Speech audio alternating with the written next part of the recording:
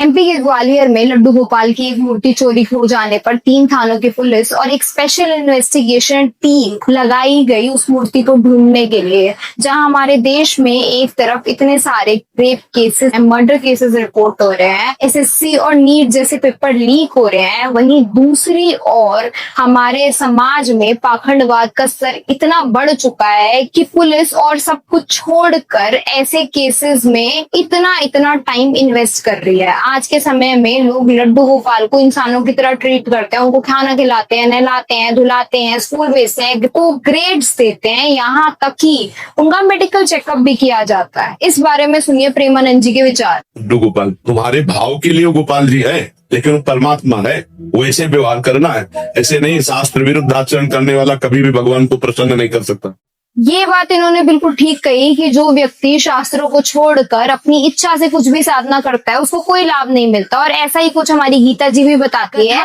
घर में ठाकुर जी जरूर विराजमान होना चाहिए।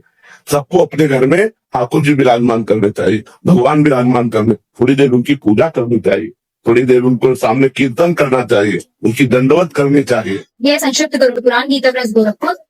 इसके धर्म कांड के प्रेत कल्प पे जब हम आते हैं तो यहाँ हमें देखने को मिला कि देवता कभी काष्ठ और पत्थर की शिला में नहीं रहते, वे तो प्राणी के भाव में विराजमान है। यानी अगर आप पत्थरों में और मूर्तियों में भगवान की तलाश कर रहे हैं तो व्यर्थ है। ऐसा ही कुछ हमें देखने को मिला श्रीमद् भागवत महापुराण द्वितीय खंड गीता प्रेस गोरखपुर। इसी के पेज नंबर 644 पर जब हम आए तो हमें देखने को मिला भगवान श्री कृष्ण ने कहा, जल में तीर्थ ही तीर्थ नहीं कहलाते हैं और केवल मिट्टी या पत्थर की प्रतिमाएं ही देवता नहीं होती। संत पुरुष ही वास्तव में तीर्थ और देवता होते हैं। यहाँ पर संतों का महत्व मिट्टी की मूर्तियों से अधिक बताया गया है, तीर्थों से अधिक बताया गया है। यदि कोई व्यक्ति इसको भी देखकर नहीं समझता है तो उनके लिए आगे कहा गया है कि मिट्टी, पत्थर, काष्ठ और पार्थिव विकारों को ही ईश देव मानता है तथा जो केवल जल को ही तीर्थ समझता है, ज्ञानी महापुरुषों को नहीं, वह मनुष्य होने पर भी पशुओं में भी नीच गधा ही है।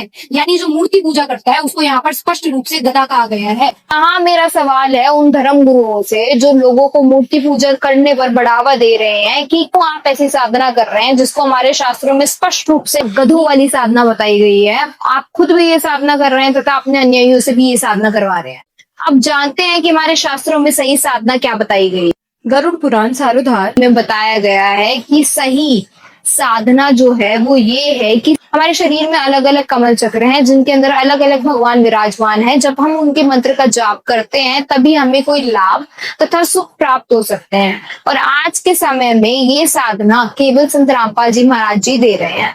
अगर आप भी चाहते हैं कि आप शास्त्र अनुकूल भक्ति करें तो अपने नियर बाय सप्तोग आश्रम में विजिट कर आप भी संत रामपाल जी महाराज जी से नाम दीक्षा प्राप्त कर सकते हैं।